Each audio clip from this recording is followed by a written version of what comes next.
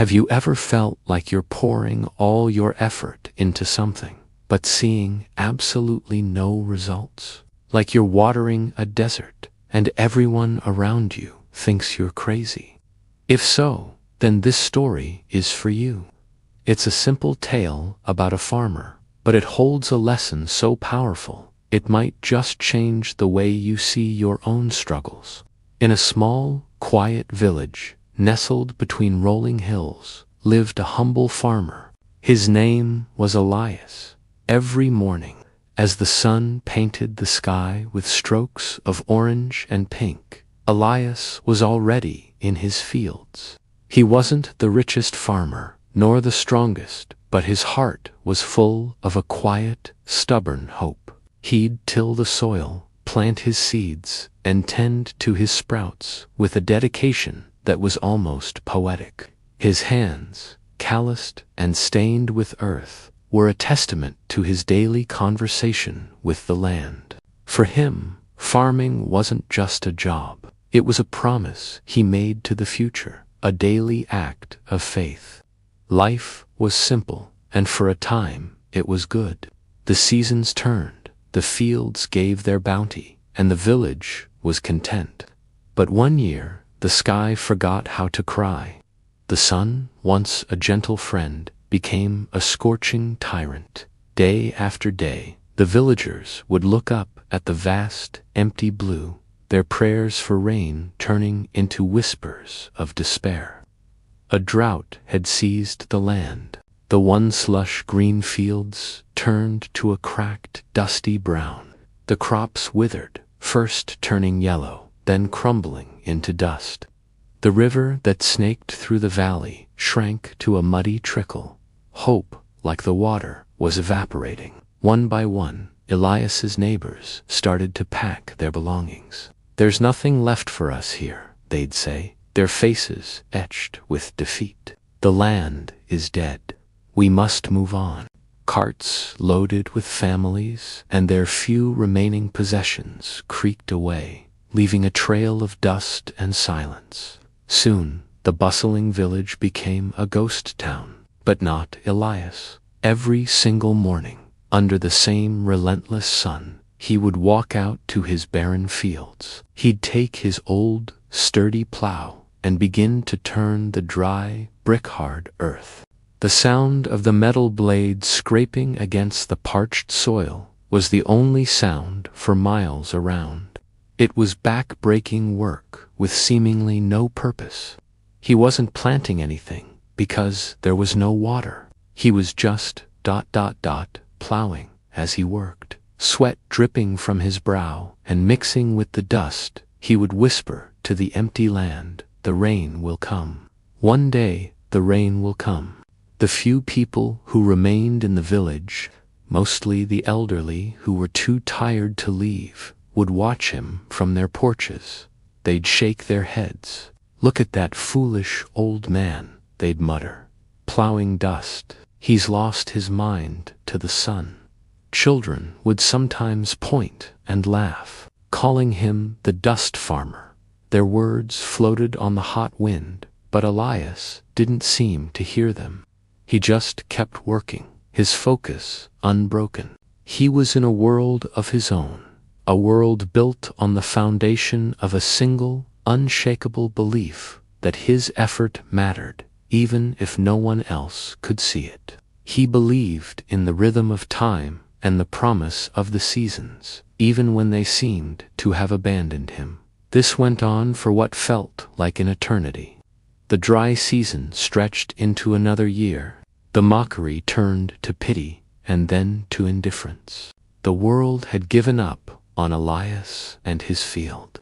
But Elias had not given up on his field. He just kept plowing, keeping the soil loose and ready. He was preparing for a harvest no one else believed would ever come. Then, one evening, something changed. A single dark cloud appeared on the horizon. Then another and another. A cool breeze, a stranger in these parts, rustled the dry leaves. The villagers who were left looked up, their eyes wide with a forgotten feeling hope. That night, the first drop of rain fell. It was followed by another, and then a torrent. The heavens opened up, and the rain came down, not in a gentle shower, but in a downpour, as if the sky was finally releasing all the tears it had held back for 2 long years. The parched earth drank and drank, and the world was reborn in a symphony of splashing water and Elias's fields. Because he had kept the soil tilled and loose, it absorbed the water deeply, instead of letting it run off the hard, cracked surface like it did on the abandoned farms. When the rains finally settled into a gentle, life-giving rhythm, something miraculous happened. Life erupted from Elias's land. The seeds that had lain dormant, protected in the soil he had so carefully tended, burst forth with an incredible vigor. His crops didn't just grow, they exploded. The stalks were thicker, the leaves were greener, and the yield was more abundant than anyone in the village had ever seen. It was as if the land was rewarding him for his unwavering faith, paying him back with interest for his 2 years of patient labor. His farm became an oasis of vibrant green in a sea of recovering brown. Word of the miracle spread. The same villagers who had packed their bags and called him a fool began to trickle back. They saw his overflowing barns and lush fields, and their faces were a mixture of awe and shame. Starving and humbled, they came to Elias, asking for grain to feed their families and seeds to restart their own farms. Elias looked at their faces, the same faces that had once mocked him. But there was no "I told you so" in his eyes. There was no bitterness. There was only a gentle, knowing smile. He gave them what they needed freely. As he handed a sack of grain to a man who had been one of his loudest critics, he said softly, "My friends, faith and hard work never fail.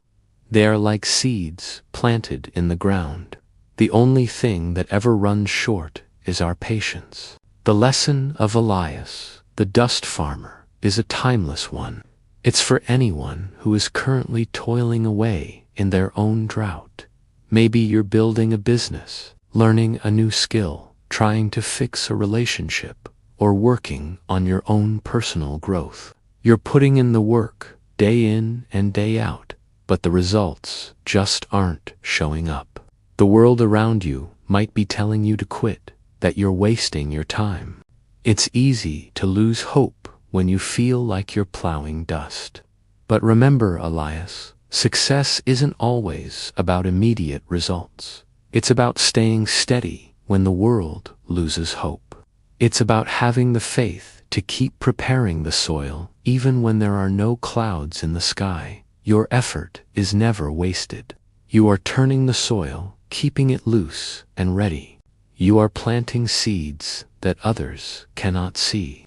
And when the rains of opportunity and timing finally arrive, you will be the one who is ready to blossom. Your harvest will be all the more bountiful because of the patience and perseverance you showed during the drought. So, don't give up. Keep plowing your dust. The rain is coming. Thank you so much for watching. If this story resonated with you, please give this video a thumbs up and consider subscribing to the channel for more stories that inspire and uplift. We'd love to have you as part of our community. Until next time, stay patient and keep working.